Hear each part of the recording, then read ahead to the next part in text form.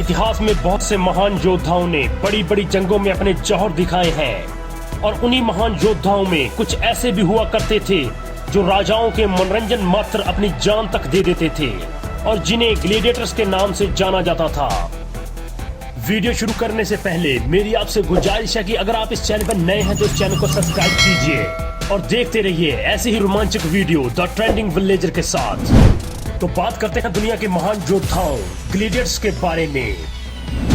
Gladiators ऐसे योद्धा हुआ करते थे जो हथियारों से लैस हुआ करते थे और उनका शरीर लोहे के कवच से ढका हुआ होता था। अगर सीधी भाषा में कहें तो ग्लैडिएटर शब्द का मतलब है तलवार चलाने वाला व्यक्ति। ग्लैडिएटर शब्द लैटिन भाषा से लिया गया है। यह ग्लैडियस से बना है। ग्लैडियस शब्द उस तलवार के लिए प्रयोग किया जाता था जो प्राचीन रोम के पैदल सैनिक युद्ध में इस्तेमाल करते थे। ग्लैडिएटर्स को ऐसे अखाड़ों में लड़ाया जाता था जिसमें चारों तरफ ऊंची दीवारें हुआ करती थी और लाखों दर्शक उन्हें लड़ता हुआ देख सकते थे। यह खेल इतना भयानक हुआ करता था कि दो लड़ाकू व्यक्तियों में से सिर्फ एक व्यक्ति ही जीतकर और जिंदा इस अखाड़े से बाहर आता था। और यहाँ हैरानी की बात यह है कि इस खेल को सिर्फ दर्शकों के मनोरंजन के लिए करवाया जाता था।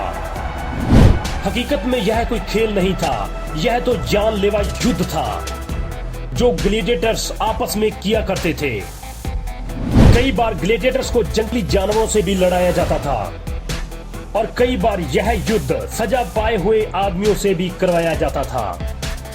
इन अखाड़ों में लड़ने वाले कई योद्धा राजाओं के खास हुआ करते थे जो अपनी मर्जी से युद्ध लड़ा करते थे।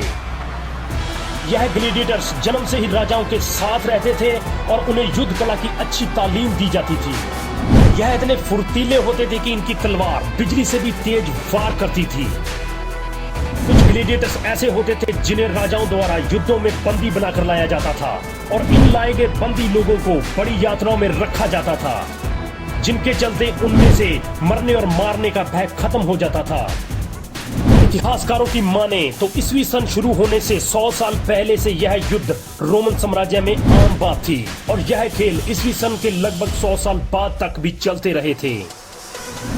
अक्सर रोम के राजा अपनी शान और शौकत की नुमाइश करने के लिए और रोम की युद्ध कला की झलक दिखाने के लिए ऐसी लड़ाइयां करवाया करते थे जिन्हें ग्लैडिएटर्स की लड़ाइयां कहा जाता था।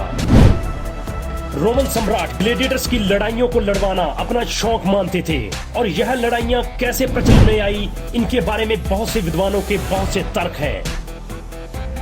लेकिन यह बात तो पक्की है कि ग्लैडिएटर्स की लड़ाइयां रोमन साम्राज्य की एक पहचान बन चुकी थी। जब इस लड़ाई में दो योद्धा लड़ा करते थे तो उनके सामने सिर्फ दो ही रास्ते हुआ करते थे। पहला, या तो वे बहादुरी से लड़े और जीत कर वापिस आए या फिर शान से उसी मैदान जंग में मारे जाएं।